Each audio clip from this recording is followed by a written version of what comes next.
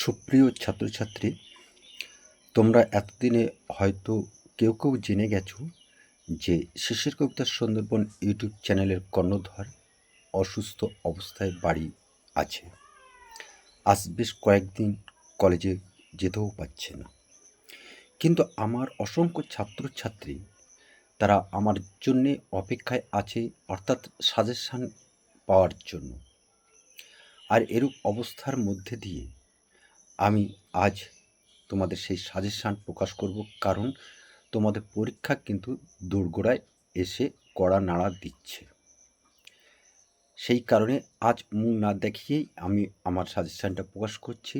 West Bengal state university 4th semester Bengali minor 2026, অর্থাৎ 4th সেমিস্টারে Bangla minor suggestion আমরা প্রকাশ করছি। এখানে তোমাদের প্রধানত 4টি ইউনিট থেকে তোমাদের 4টে প্রশ্ন লিখতে হবে এবং দ্বিতীয় দুদাগে তোমাদের লিখতে হবে 2টো প্রশ্ন, তার মান 10।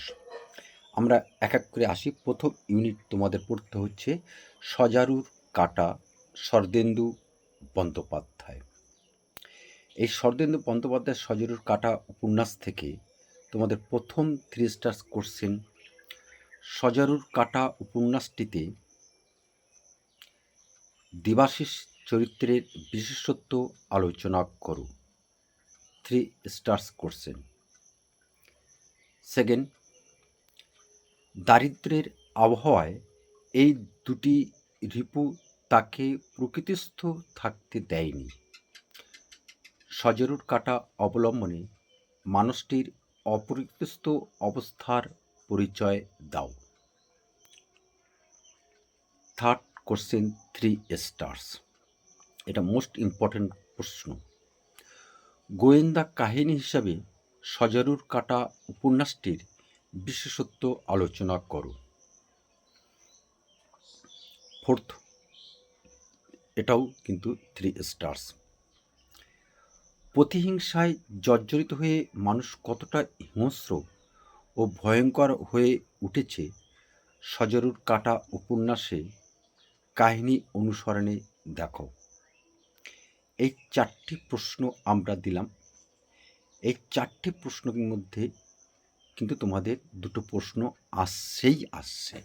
এই 4টি প্রশ্ন করলেই কিন্তু তোমাদের হয়ে যাবে, এর বেশি প্রশ্ন তোমাদের করতে হবে না।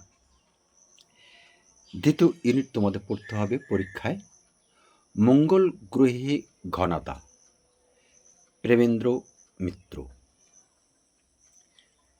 2026 সালে তোমাদের যে সাজেশান সেটা আমরা দিয়ে দিচ্ছি, তোমরা খাতা পেন নিয়ে লিখে নাও। মঙ্গল গ্রহে ঘনাদা কি জাতীয় রচনা তা আলোচনা করে বুঝিয়ে দাও। সেকেন্ড 3 স্টার্স কোশ্চেন, ঘনাদাকে শিক্ষা দেওয়ার জন্য কারা ফন্দি এঁটেছিল, অতঃপর কি কাণ্ড হয়েছিল লেখো।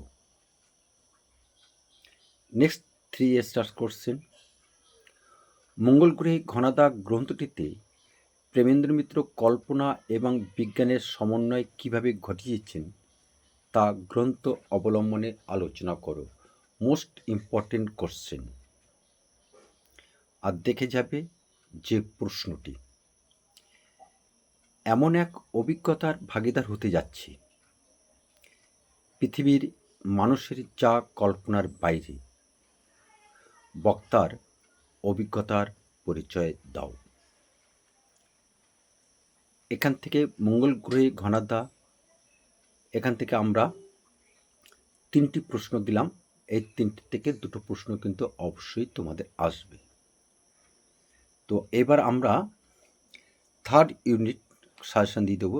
থার্ড ইউনিট সাজেশান দেওয়ার আগে যে কথাটা বলি, তোমরা ভিডিওটি একদম স্কিপ করবে না, কারণ আমরা এই ভিডিওর মধ্যেই আমরা আলোচনা করে দেবো এমন কিছু গুরুত্বপূর্ণ টিপস যা আরও কম সময়ের মধ্যে তোমরা গোটা সাজেশানটি সুন্দরভাবে তৈরি করে পরীক্ষা হলে বসতে পারো এবং সেখানে কী ধরনের প্রশ্ন আসবে। তো ইতিমধ্যে তোমরা আমাদের চ্যানেলটি সাবস্ক্রিপশন করে বন্ধুদের মধ্যে শেয়ার করে আমাদের পাশে থাকো, এইটুকু আশা তোমাদের কাছে আমরা রাখছি। থার্ড ইউনিট তোমাদের পড়তে হবে পরীক্ষায় আজ প্রফেসর শঙ্কু, সত্যজিৎ রায়।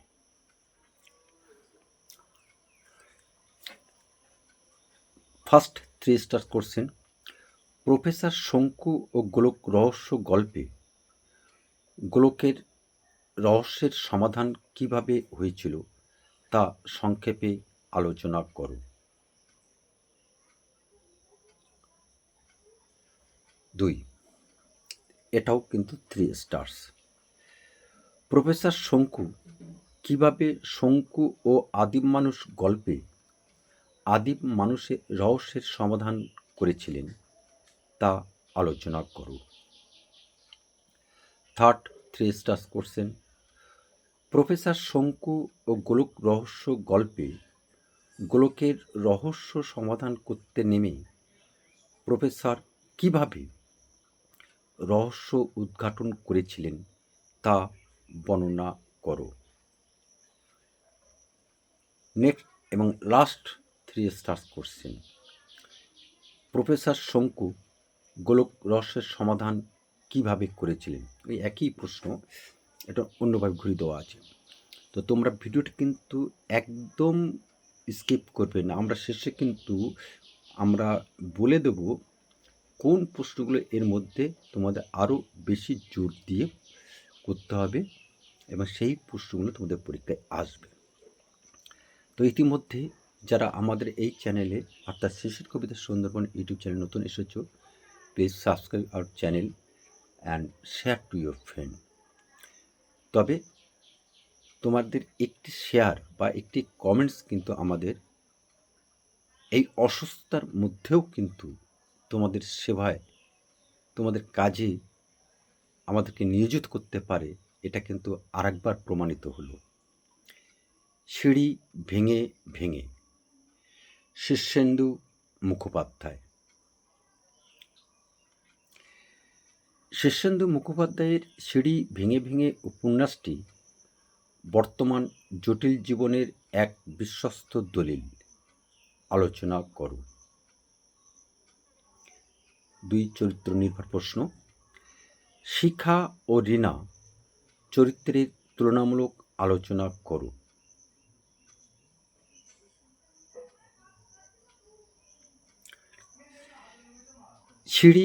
শীর্ষেন্দু মুখোপাধ্যায়ের সিঁড়ি ভেঙে ভেঙে উপন্যাসটি আসলে মানুষের কামনা বাসনা, অহংকার ও পাশবিকতার এক দুর্দান্ত দলিল,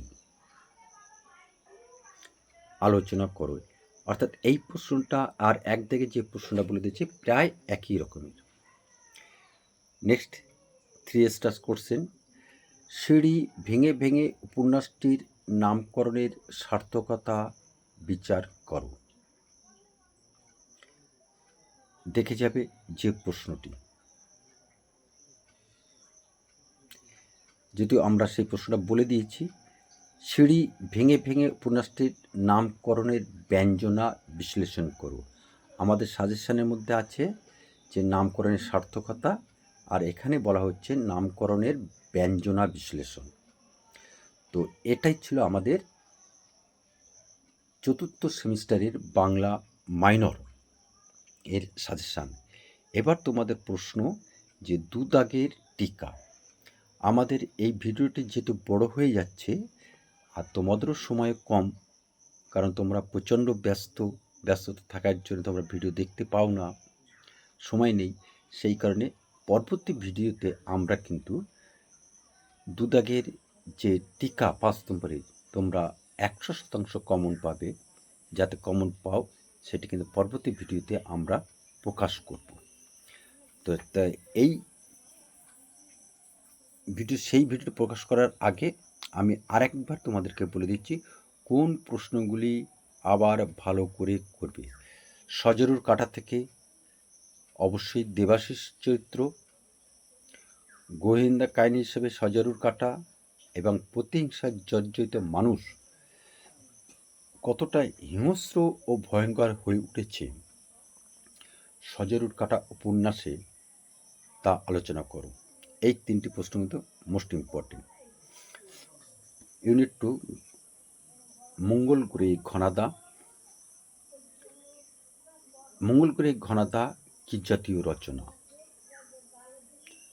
এবং ঘনাদাকে কারা কিভাবে শিক্ষা দেওয়ার জন্য ফন্দি এঁটেছিল, সেই সঙ্গে কল্পনা এবং বিজ্ঞানের সমন্বয় মঙ্গল গ্রহে ঘনাদা রচনায় কিভাবে লিপিবদ্ধ হয়েছে তা আলোচনা করো।